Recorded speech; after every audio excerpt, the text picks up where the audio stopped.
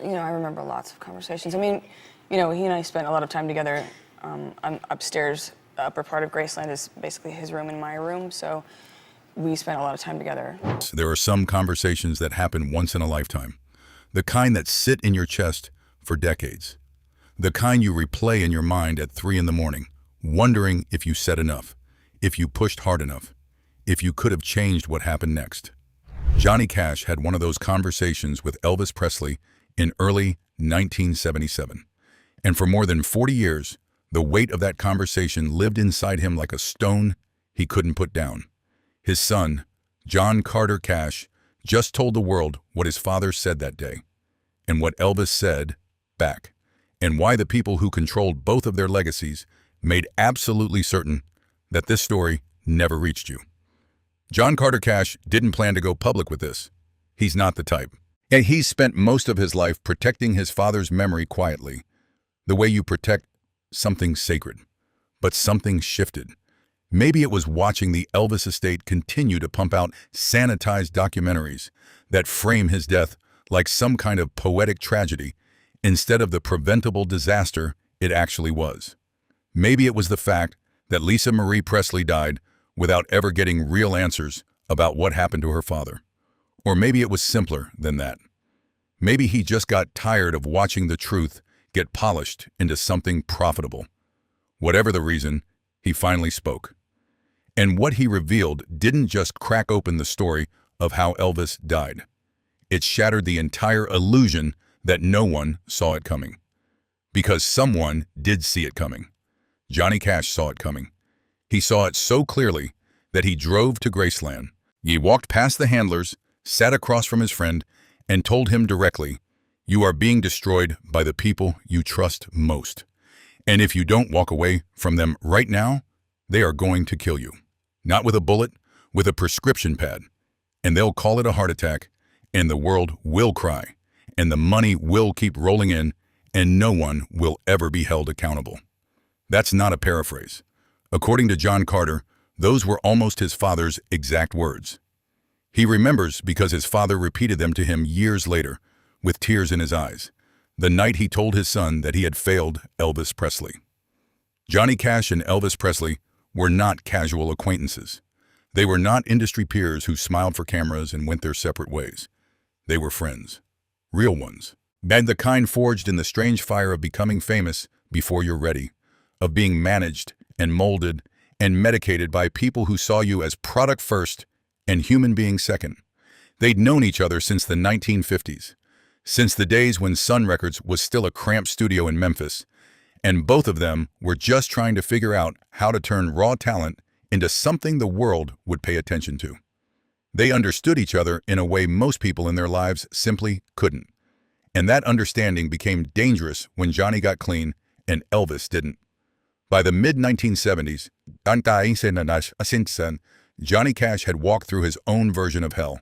Amphetamines, barbiturates, years of erratic behavior, and canceled shows, and moments where the people around him weren't sure if he'd make it to morning. But he'd crawled out. But he'd done it with June Carter's help, with rehab, with the kind of brutal honesty that forces you to look at what you've become and decide whether you're going to die that way or fight. And once he was on the other side, once he could see clearly again, he started recognizing the same patterns in his friend. The schedule that didn't make sense. The people who controlled access. The prescriptions that were supposed to help but were clearly doing the opposite. He saw it. And unlike most people in Elvis's orbit, Johnny Cash wasn't on the payroll. He had nothing to lose by telling the truth. So he tried, multiple times, according to John Carter. Phone calls that didn't get returned. Messages that never reach Elvis directly.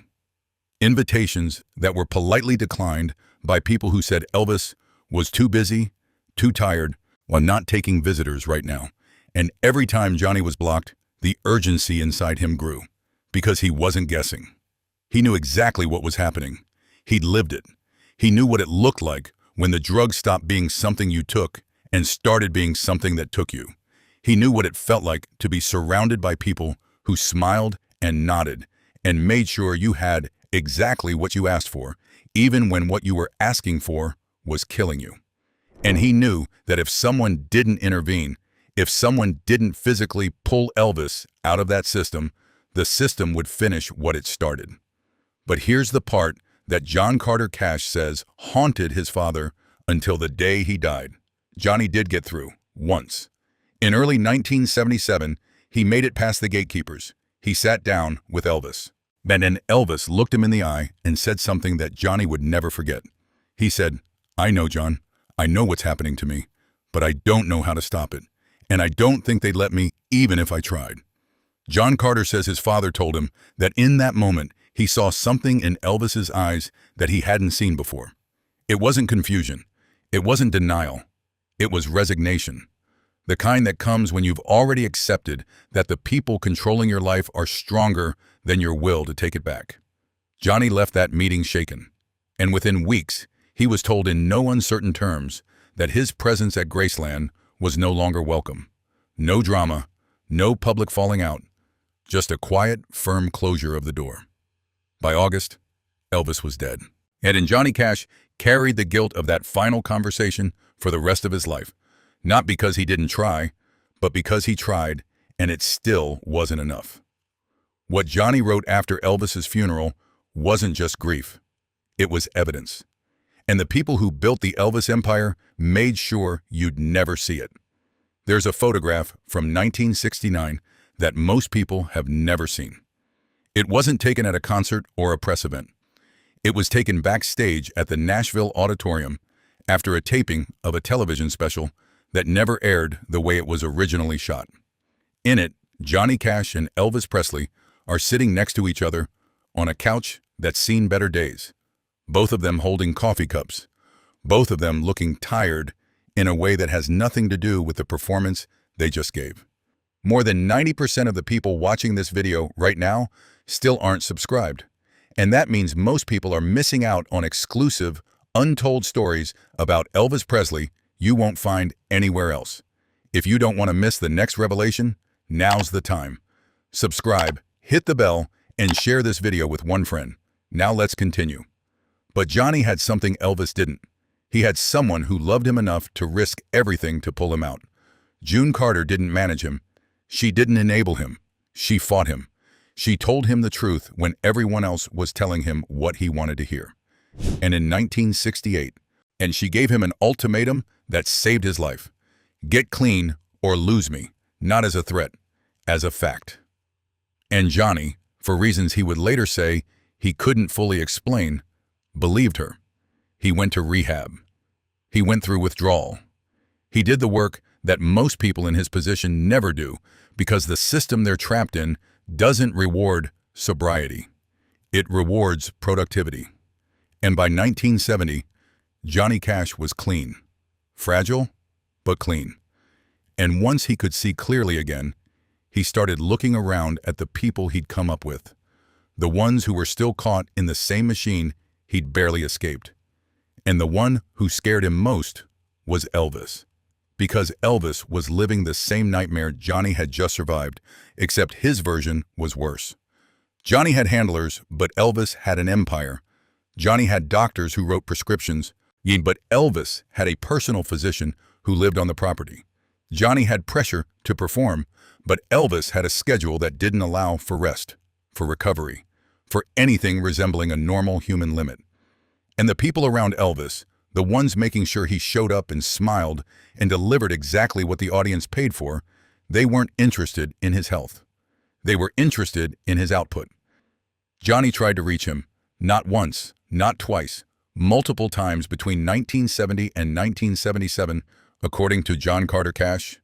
His father made attempts to connect with Elvis in a real way, not as colleagues, not as icons, but as one survivor trying to throw a rope to someone still drowning. Phone calls were placed, messages were left. At one point, Johnny even tried to arrange a private meeting through mutual friends in the industry, people who understood what was really happening behind the Vegas residencies in the gold jumpsuits. And every single time, he was blocked. Politely, professionally, but blocked nonetheless. He'd be told that Elvis was resting, that he wasn't taking visitors, that his schedule was completely full, But then came the message that made Johnny realize just how tightly the walls had been built around his friend. Someone from inside Graceland, someone whose name John Carter Cash has never revealed publicly, contacted Johnny directly and told him in no uncertain terms that his presence was not helpful. Johnny hung up that call and told June that they were going to let him die, not through neglect, through management, through the same careful, that profitable maintenance that keeps a machine running right up until the moment it breaks down completely. But Johnny didn't stop. And in early 1977, he did something that the people around Elvis had spent years making sure no one could do. He showed up unannounced. He got in his car, drove to Memphis, walked up to the gates of Graceland, and refused to leave until someone let him in. And they did, not because they wanted to, but because turning away Johnny Cash at the front gate would have caused exactly the kind of scene that estates and handlers spend their entire existence trying to avoid. So they let him in. And what Johnny saw inside that mansion made him physically sick. Because it wasn't a home. It wasn't even a prison.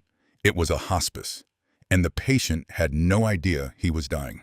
When Johnny Cash walked into Graceland on a cold afternoon in January 1977, expecting to find his friend tired, maybe worn down, perhaps struggling the way Johnny himself had struggled a decade earlier.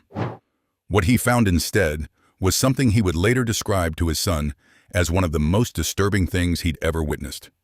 And this was a man who had seen the inside of jail cells, who had woken up in ditches, who had lived through the absolute worst of what addiction could do to a human being. But this was different, because Elvis wasn't just using, he was being used. And the system doing it had a medical degree and a paycheck and a vested interest in keeping everything exactly as it was.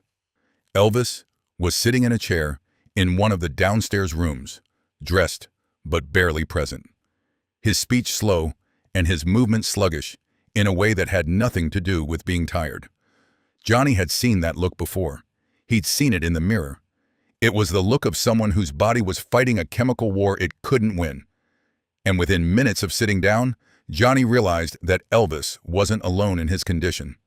There were people in the room, staff, handlers, and at least one person Johnny assumed was medical personnel based on the way he carried himself and the bag he kept within arm's reach. Johnny tried to speak to Elvis directly, meant to cut through the fog and connect with whatever part of his friend was still in there. And for a moment, he did. Elvis looked at him with something close to clarity and said something that Johnny would repeat to his family years later, with his voice shaking. He said, "I'm so tired, John. I don't even know what day it is anymore. They tell me where to go, and I go. They tell me what to take, and I take it. I just want to sleep. But they won't let me sleep. Not really, just enough to keep going." It wasn't a cry for help. It was a confession. The kind you make when you've already given up hope that anything will change. Johnny asked him directly if he wanted out, if he wanted help, if he wanted to leave Memphis, get away from the schedule, and the people, and the prescriptions, and actually recover. And Elvis, according to what Johnny told his son, looked at him with an expression that was equal parts gratitude and despair and said, "I don't think I can, even if I wanted to. There are too many people depending on this, too much money, too many contracts." And then Elvis said something that Johnny would never forget. He said, "They own me, John. I signed my life away a long time ago, and I don't think there's a way to buy it back." That's when things got tense. Because Johnny wasn't someone who accepted defeat quietly, especially not when he was watching someone he cared about disappear in real time. He started asking questions, hard ones. He wanted to know who was prescribing what. He wanted to know what Elvis was taking and how much and how often. He wanted to know who was making the decisions about his schedule, about his health, and about whether he was even fit to be performing in the condition he was in. Johnny didn't back down. He'd spent too many years being lied to by people who smiled while they handed him pills to accept that kind of corporate reassurance. He told them, in words his son later described as blunt and uncompromising, that what he was seeing wasn't medical care, it was maintenance, and that if they kept Elvis on this path, when he wouldn't make it to the end of the year. The room went silent. Elvis didn't respond. He just sat there, staring at the floor, like a man who'd heard the truth spoken out loud, but had long since lost the ability to act on it. And Johnny realized in that moment that his friend wasn't being held hostage by force. He was being held hostage by exhaustion, by fear, by a system so deeply embedded in every part of his life that escaping it would require a kind of strength Elvis simply didn't have anymore. Johnny stayed as long as he could. He tried to offer solutions. He talked about the people who had helped him get clean. He talked about facilities that weren't tied to the industry. Places where someone like Elvis could disappear for a few months and actually heal without the pressure of cameras and contracts and managers calling every 6 hours to check on their investment. But every suggestion was met with the same polite, immovable resistance. And by the time Johnny left Graceland that evening, he knew he wasn't going to be invited back. He was right. Within 24 hours, Johnny received a phone call, not from Elvis, from Colonel Tom Parker. The conversation was brief and cordial in tone, but absolutely clear in intent. Johnny was thanked for his concern. He was assured that Elvis was in good hands, and he was told, in language that left no room for misinterpretation, that his visits were no longer necessary, and that further attempts to contact Elvis directly would not be welcomed. And Johnny hung up the phone and told June something that John Carter says he's never forgotten. He said, "They're going to kill him, not with a gun, with medicine, and they'll call it a heart attack, and no one will ever be charged with a damn thing." 7 months later, Elvis Presley was dead, and Johnny's prediction had come true in every detail, except for one. No record of Johnny's visit in January exists in any official Graceland logs. Johnny Cash didn't attend Elvis Presley's funeral, not because he didn't care, not because he wasn't invited, but because he couldn't bring himself to stand in a room full of people who had spent the last year of Elvis's life ensuring that no one like Johnny could get close enough to interfere. He stayed home. He grieved privately. And then he did something that his son wouldn't discover until decades later. He sat down and wrote a letter. Not to the press, not to the estate, not even to the family.